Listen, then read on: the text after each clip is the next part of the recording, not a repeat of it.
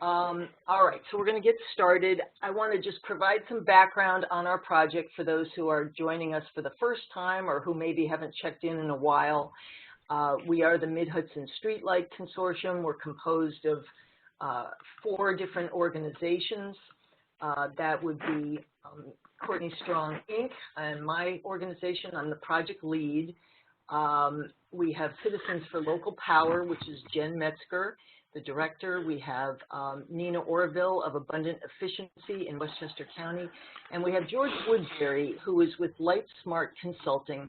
George works nationwide. He's based in North Carolina, but he works nationwide as a consultant to municipalities who want to convert to LED streetlights. So we felt very fortunate to align with him last year, the year before actually, when we first applied to the NYSERDA Cleaner Greener program to use with this. And we have been at it for the better part of Hello. I'm going to go to mute now on the attendees. Thank you. Yeah, okay.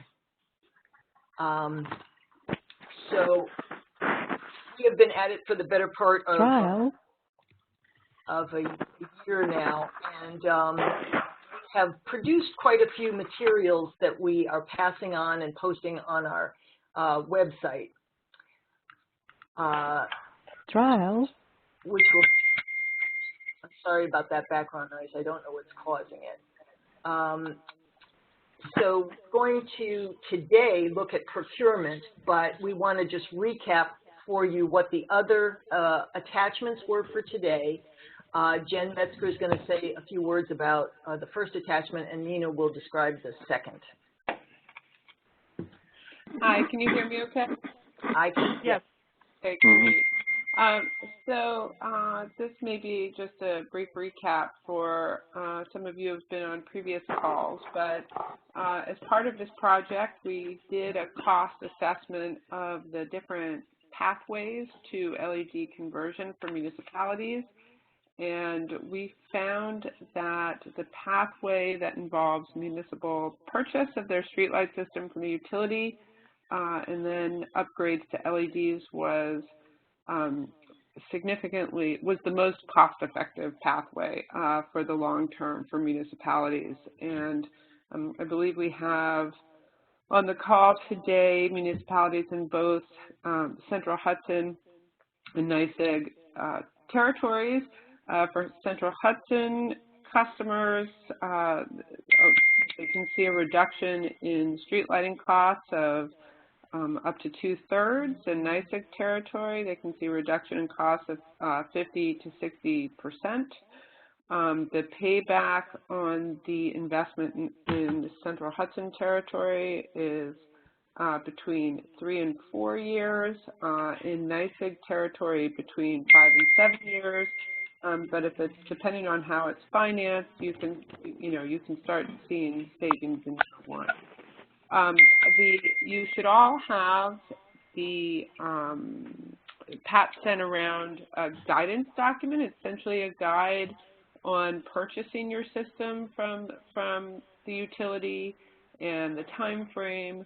It really walks through all of it. It's been made much simpler by a law adopted by the state legislature and subsequent orders by the Public Service Commission. So there's much more transparency, much more clear process in purchasing that system. If you have any questions after reading that document, I'm happy to speak with you. Just contact Pat, and we can set up a call. Terrific. Thank you. Great. Nina? Sure. So the second attachment to the invitation is Chapter 4 from the LED Streetlight Conversion Guide. And just a reminder that that chapter is still in draft form, as is the whole guide. It's in the process of going through peer review. so we want to share that information with you now, but there might be some changes to the final document. And the intent of this chapter is to lay out a range of different procurement strategies and financing approaches for LED streetlight conversion, and also to share some mini case studies of communities that have used this whole range of approaches in converting their streetlights. So on the procurement side, the strategies that were explored in this chapter include community managed projects, which are likely to be the lowest cost, and in this case, the municipality acts as project manager. The next strategy was single contract or turnkey, which is a full service approach that involves higher project cost. And we also look at energy performance contracts, which are the highest cost approach to streetlight conversion, also full service, where the project is funded through savings, which are guaranteed.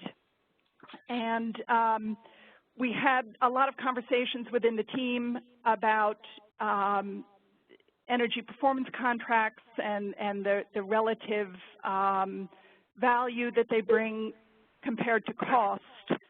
And since the risks associated with actually achieving projected savings from LED streetlight conversion are so low, since streetlights are unmetered and what you build is just a function of the wattage of the lights multiplied by the burn hours, the feeling was among the members of this project team that typically the value that you receive from the guarantee through an energy performance contract is not typically worth the additional cost that's incurred in securing that guarantee.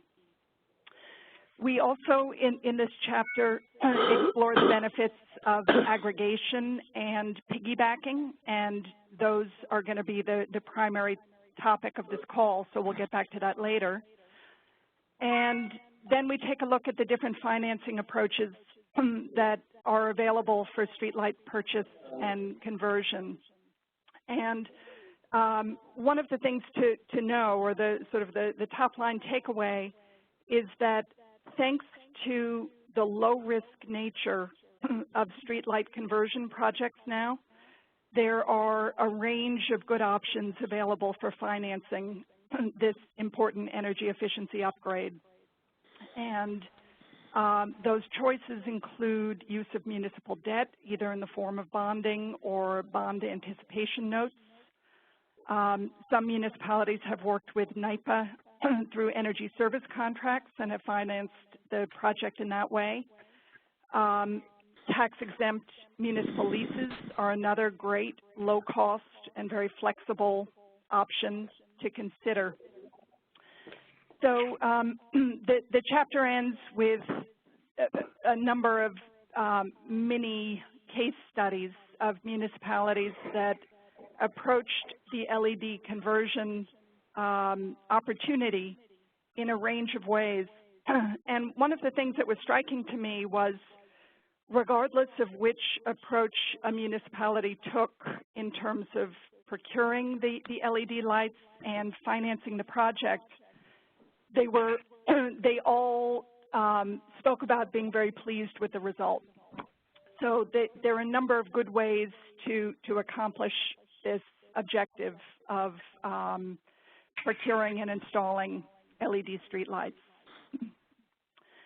And related to that, a key objective of this whole Mid-Hudson Streetlight Consortium effort has been to help streamline and accelerate the conversion process for municipalities that are interested in purchasing their lights and installing LED. And another key aspect of that, of course, is that we want to help municipalities maximize the benefits of that that kind of a project. And so from the beginning, very central to our plans has been the plan to support an aggregated procurement of streetlights. And New York State has been encouraging communities to purchase their streetlights for 10 years now. And the benefits of LED technology, including cost savings, reduced greenhouse gas emissions, better light quality, et cetera, those are all now proven and well understood. So hurdles for municipalities have included the fact that they're unfamiliar with the technology and the related specifications, and also increasingly that municipalities are short-staffed and resource constrained. So we've concluded that supporting an aggregated procurement effort is really the best way that we can help municipalities capture and maximize the benefits of LED streetlight conversion most easily. And we're able to do that in large part because we're lucky enough to have George Woodbury of LightSmart Consulting, who Pat was mentioning, one of the foremost experts on LED streetlight conversion, as a project partner. So his involvement will ensure that we can deliver the best value to municipalities through reduced staff time and lower and more transparent bids from vendors, which we're expecting as a result of the approach that we're discussing taking.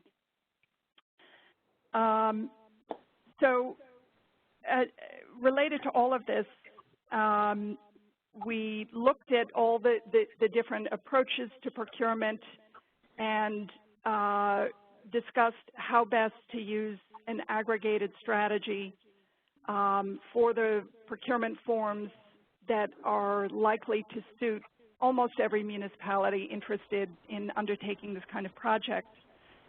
And we developed a strategy that is outlined in the procurement handout, which is the third attachment to the email that Pat had sent out. So I'll briefly walk through that handout, and then if George has joined us. Is George on the line yet? I am unmuted. Okay, great, George. I'm so glad you're here.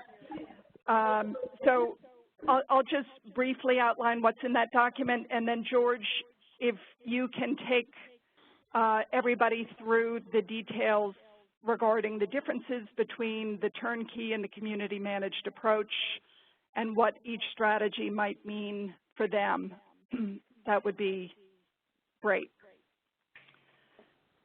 So in the handout that's called Aggregated Procurement Support to Approaches to LED Streetlight Procurement, we outline the two different strategies that the consortium intends to support through aggregation efforts. And those are turnkey and community managed. And at the highest level in a turnkey project, a single contractor manages the full project. And George is going to provide a lot of detail about exactly what that means and his strategy for achieving the best result through this effort. In the community managed approach, the procurement of equipment would be done through state contracts with an RFP issued for labor, and the municipality would play the role of project manager with support from the consortium. In both of these models, we envision that two or more municipalities would enter into a cooperative agreement with each other and issue the RFP jointly. We're interested in having as many municipalities as possible to participate in this process, but we also intend to include a piggyback provision in the RFP for municipalities that may want to piggyback on this effort a little bit later, although those municipalities would not receive the same robust support as the municipalities that are named in the RFP at the outset. So you'll see on the second page of the handout, if you have it, and this is what George will be walking through in detail, there's a comparison of the two different approaches. And that's followed by an anticipated schedule, and then some questions and answers. So, George, do you want to walk folks through the key aspects of this proposal? Sure. And you'll all have to forgive me. I'm at an airport, so I'm going to be interrupted by periodic announcements for flights. So let's talk first about the processes necessary to do a streetlight conversion. Obviously, once you acquire the asset from the utility, and we assume that you will have contracted for someone to come in and do at least a overview of your billing to make sure you're being properly billed, because once you own the lights, you lose the ability to go back and recover improper charges.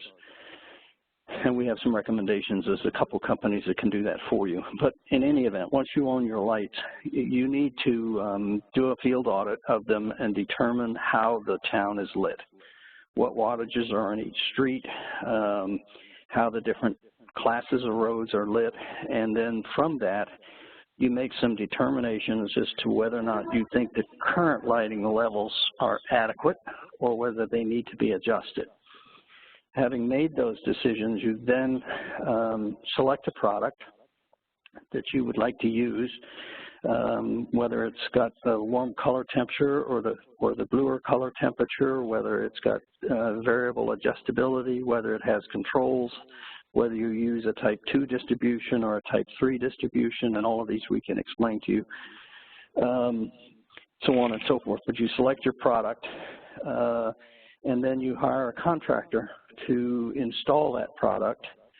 And at the end of the project, you submit the completed description of the work to the utility so they can correct your billing to reflect what was changed.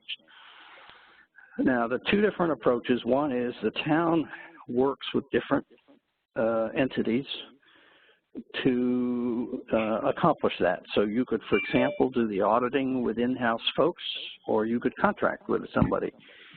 The selection of the product, you could contact us. We would give you advice around the various different products that are available, the pros and cons of each, and the different capabilities. And so we would help you through that process. And then you would go out with an RFP to hire a contractor to do the work, or some towns have done, do it with in-house staff if you have that capability. The product would be purchased through an approved state bid, so there's no bidding requirement, and you don't have to worry about specs and that sort of thing. So, George, excuse me, so you're talking about community managed at this point? I'm talking about community managed. Yeah. Really the only difference between the two is that under the community managed and even under the turnkey, who coordinates everything. So you hire a contractor, they do the installation, and you handle the paperwork. Now, under the turnkey, the way we're going to structure that is you would have a experienced company that would come in and knows how to do all of these things. They either can do it with their own in-house staff or they would contract for it. They would be responsible for helping you through the entire process, through product selection. They would procure the product on your behalf. They would secure the labor to do the work.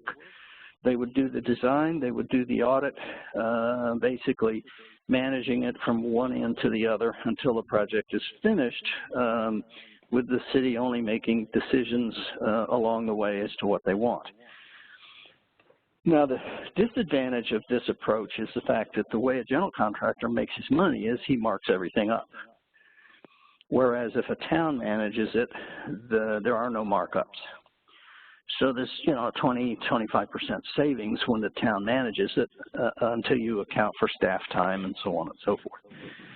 In order to help keep the costs down, one of the things we're doing is we're going to build this RFP with a individual item menu, so that if you want someone to do a design, you can pick that. You'll know how much it's going to cost. If you want someone to do the audit, you can pick that, or you can not pick it. So each community has the ability to pick off of the menu the things they want, and they know how they're going to be billed.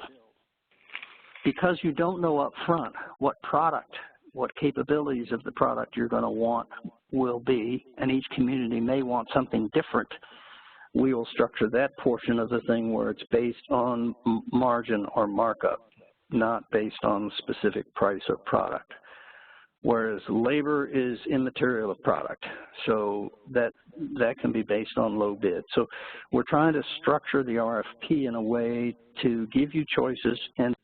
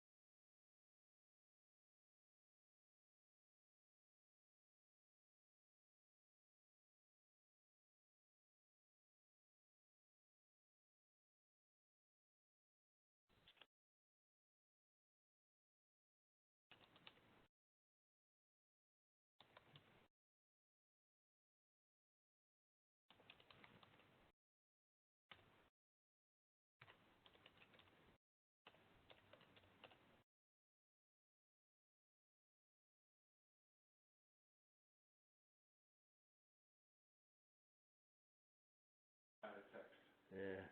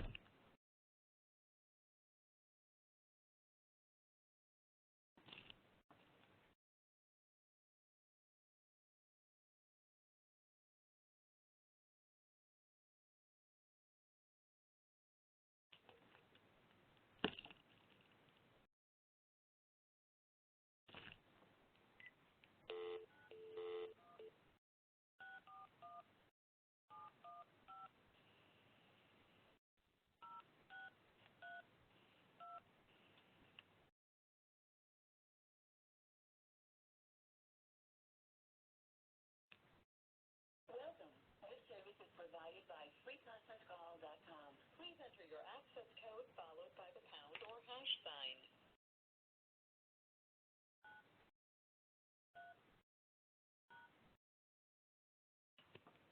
you are the host, press star now. Otherwise, please wait, and you will be joined into the conference.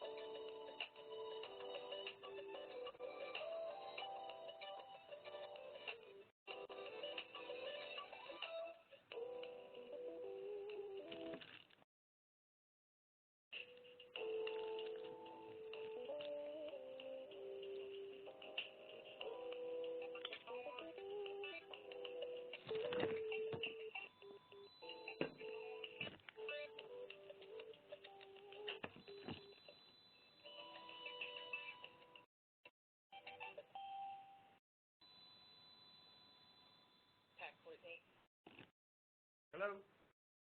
Yes, hi, this is Pat. Can you hear me? Yeah. All right, others will be calling back. I just sent the phone number to everyone. Okay, I'll hang on. Stephen Stewart, Joel Roy. Thank you. Thank you, Stephen, for hanging in there. Well, thank you. Great.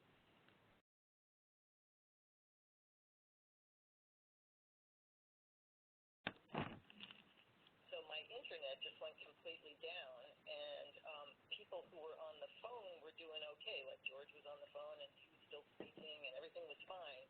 Then when I attempted to connect to the internet, I just cut everyone off, and that was not an outcome I took would happen.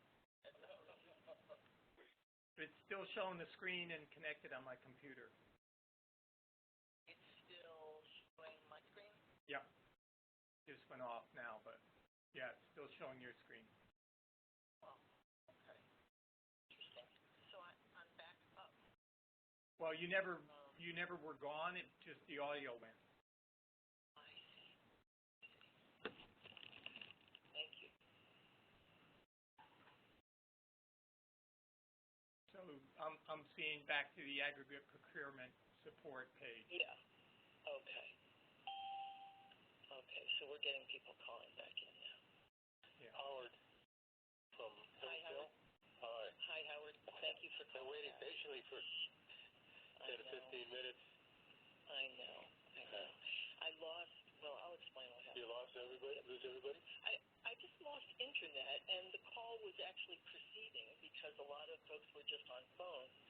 But when I tried to regain internet, I screwed everything up, and you all got cut off. I was on the phone. I was watching the screen, of course, but I was on the phone, and I just didn't get any sound in. Yeah, it was because I lost internet, which never happens here. I'm on Main Street in Hickson, or a Main Street in Hickson. I can't even think of the last one.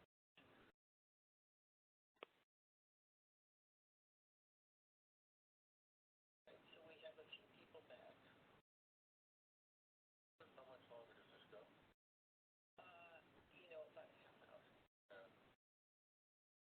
George was just getting to the good part. I know.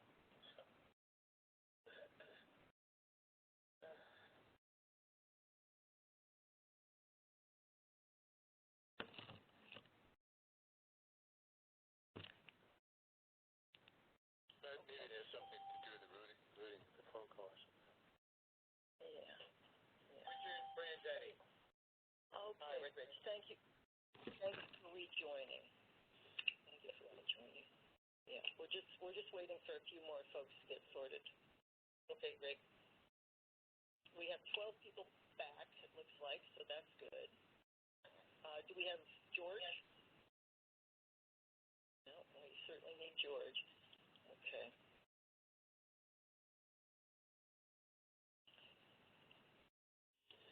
Pat, what's, well, we got a moment.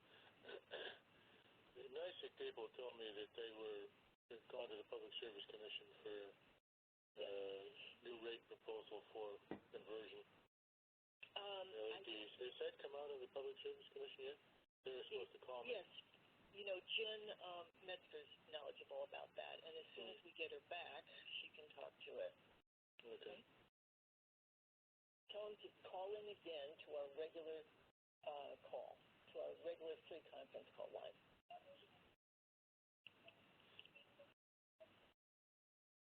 Which I sent an email about just now. All right, George is clear about the phone number.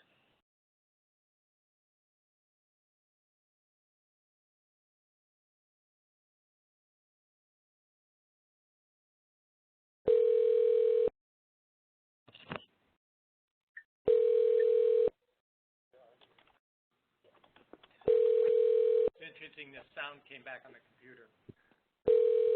Hello? All right, we'll be back to business. Oh my God. How much? What a cluster. Brian? Yes, hello. Hey, Brian, can you hear me? I can hear you. Can you hear me? I can hear you. I'm just not sure what the problem is. Who's this that I'm speaking with? This is Kevin. Oh, hey, Kevin. We're running like a well-oiled machine. Yeah, I see. I don't know what this ringing is. I don't know if there's a problem with our line, problem with their lines, or both. I could barely hear them. Yeah, I can barely hear them too. Brian, can you hear me? Yes. Hello, Okay. I can hear you. Okay, so I'm Carla down in the Hudson Valley Regional Council, and we can also barely hear them. So I don't understand what's going on. I don't know. I've tried to call in 4 times to this thing now.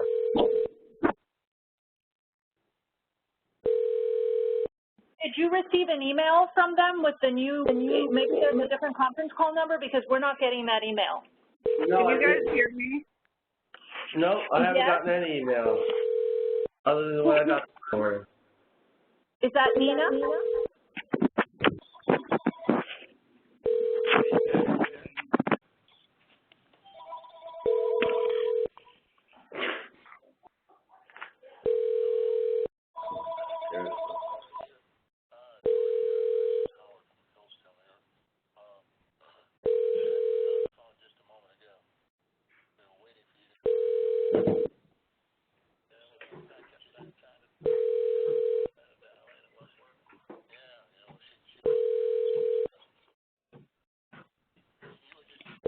Jen, did you dial in?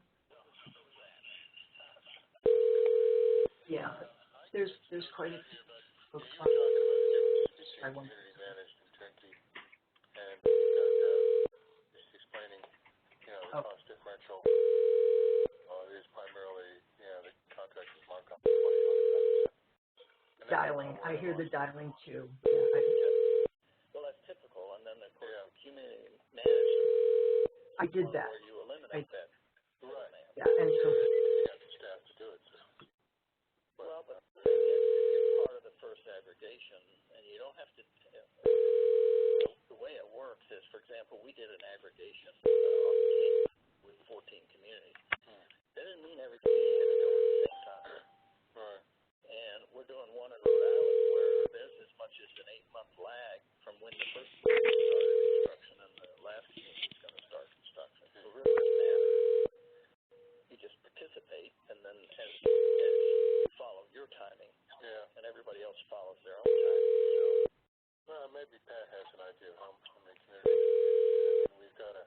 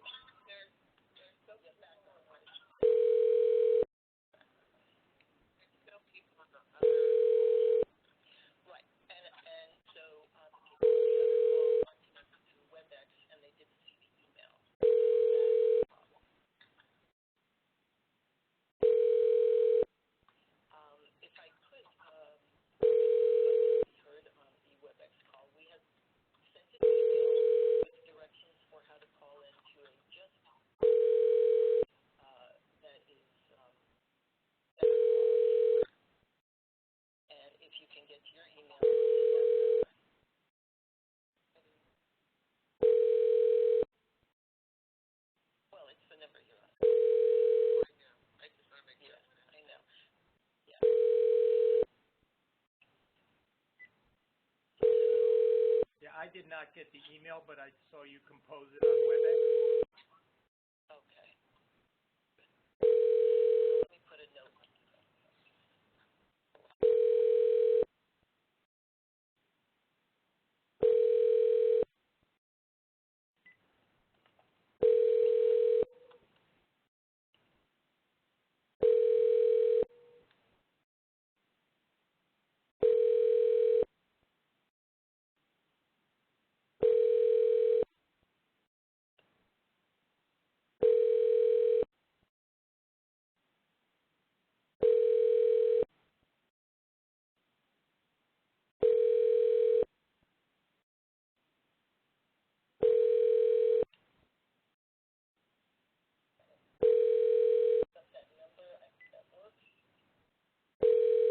We have George on the telephone. We do. Right? You do. I'm muted. Yeah. Okay.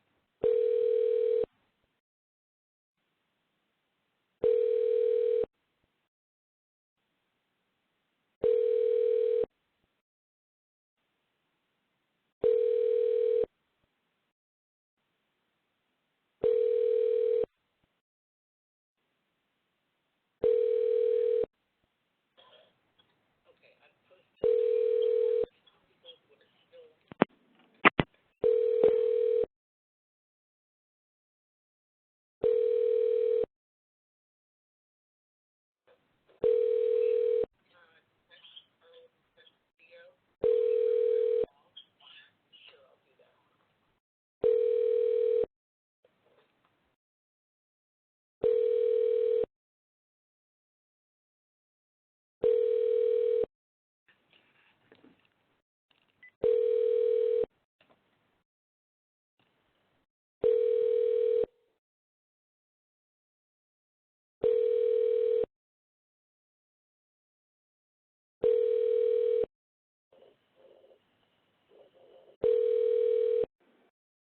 Okay, do we have anyone new to this call who'd like to identify? We have just 6 people over on the other side.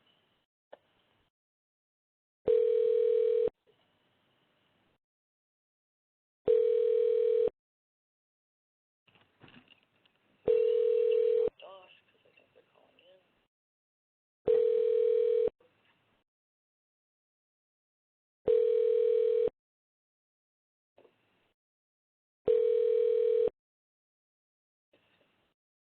George? Yeah. What time is your flight?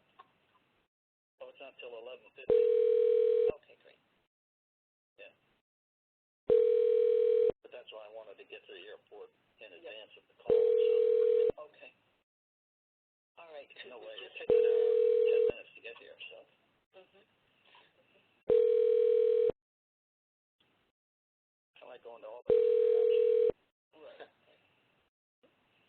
All right, I'm going to send some individual. Nina, I see that you're still on the WebEx side, but you know about the phone, right?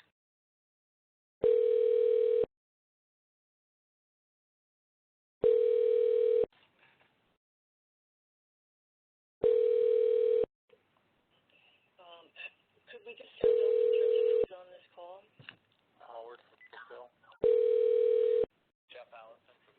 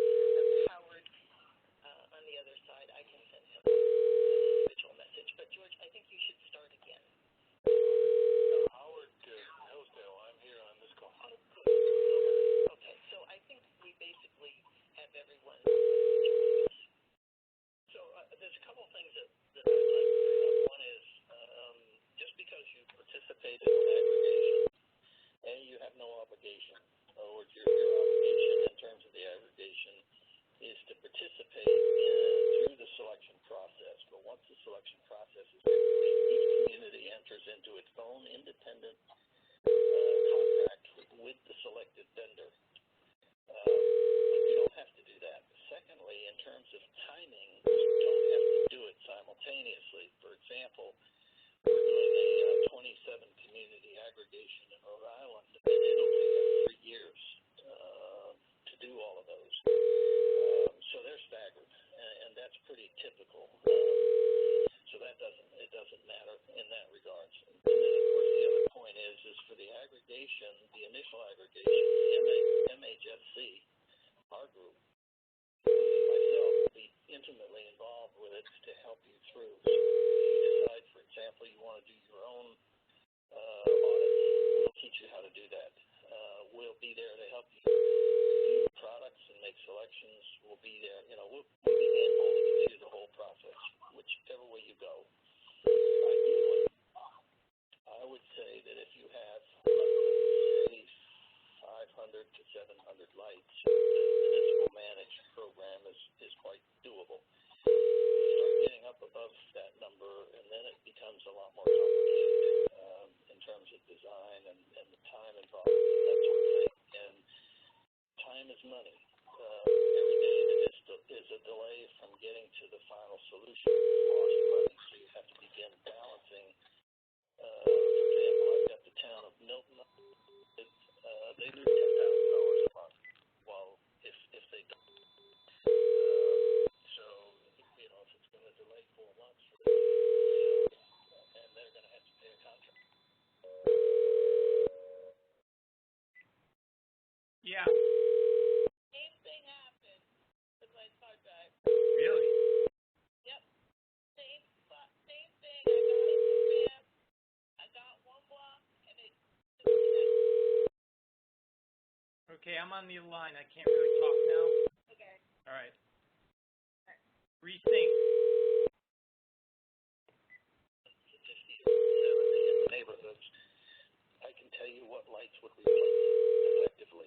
And so, once you decide that the lights in those neighborhoods are appropriate, you like the lighting levels, then we tell you, here's what you need to replace it with.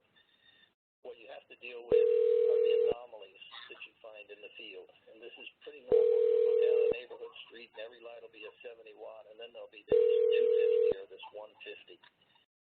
And that could be because an elderly person or someone said, they didn't feel safe and they wanted their councilman to put in a brighter light, or it could be that didn't have to be what the repair guy had on his truck, so he stuck up what he had because he didn't have the right light, and it's still there 15 years later.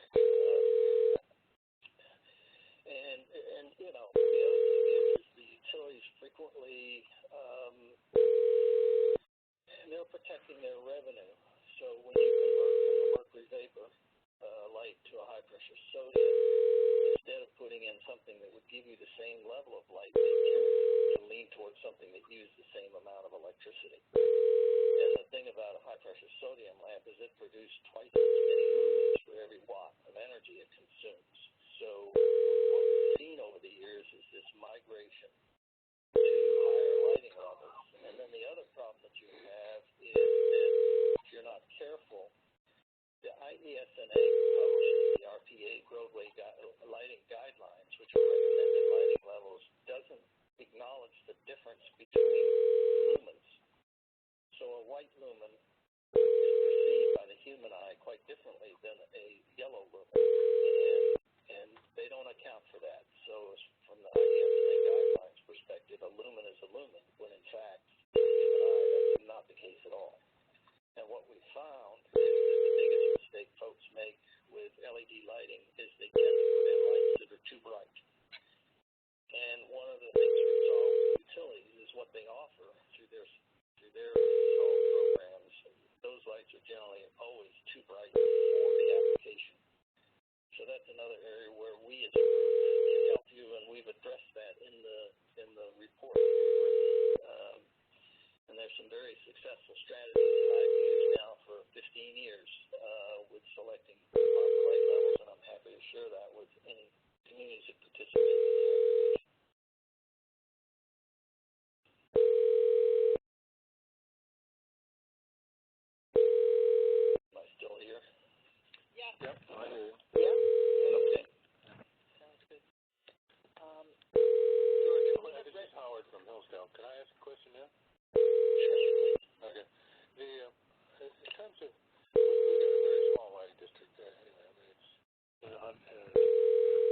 100 to 200, not even 100 lamps. There probably are some, certainly have the problem of too much or too little illumination, because it's been aggregated over a period of years. So if we did an audit, we'll probably remove some lamps, and we'd probably replace some new ones. Can that all be put into this aggregation? Oh, absolutely. Yeah. Now, the way we still have, even if we don't want some of these lamps, we still have to buy them back from the utility.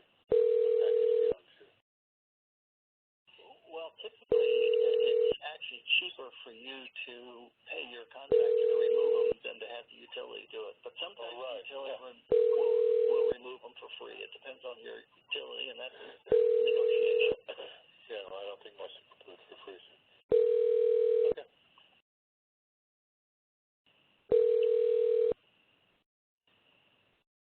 So in terms of next steps, shall we talk about that, Nina? Are you on the phone?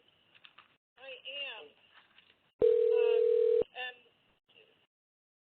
for anybody who had difficulty, who missed part of the content of this call because of the technical difficulties, do you want to let people know that there's an opportunity to dial in tomorrow? Oh, absolutely. Yeah, I'll be sending that far and wide. That repeating the call tomorrow is always the plan to do that. So this also was recorded up until the point I lost internet. So we have a recording. Okay. So the next steps include continuing this conversation with the municipalities that are interested. You can see on the third page of the document, there's an anticipated schedule for the aggregated procurement that is laid out. The schedule is slightly earlier. Can you hear me? Yes, is this? Yes, we can hear you. It's just I can't see people. Okay. Yeah. Whether you had any progress from your attorney on that? The gentleman thinks he is muted. Right. Yeah.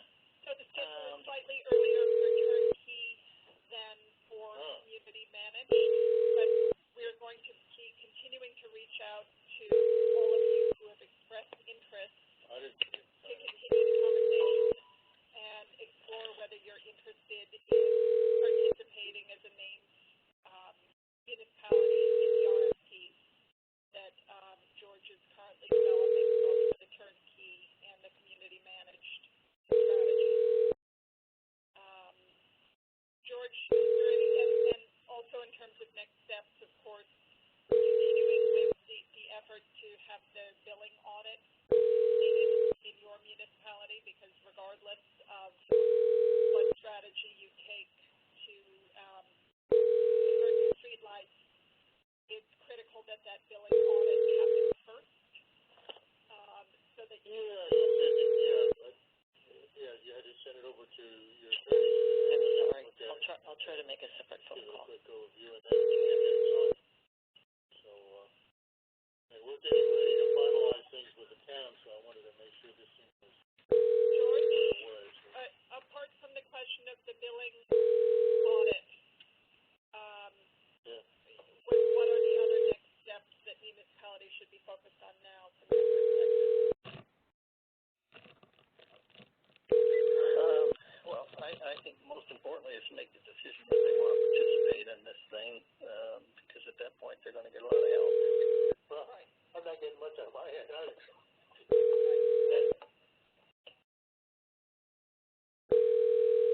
Okay, so I will. I think we should probably wrap it up. Yeah. And I will send around a message about reiterating the call-in information for tomorrow. It is slightly different because it's set up as a different webinar, and we can certainly reprise this and make corrections. Thank you, everyone, for your patience, and we will be back in touch. Thank you all. Thank you. Bye-bye. Kevin Wynn.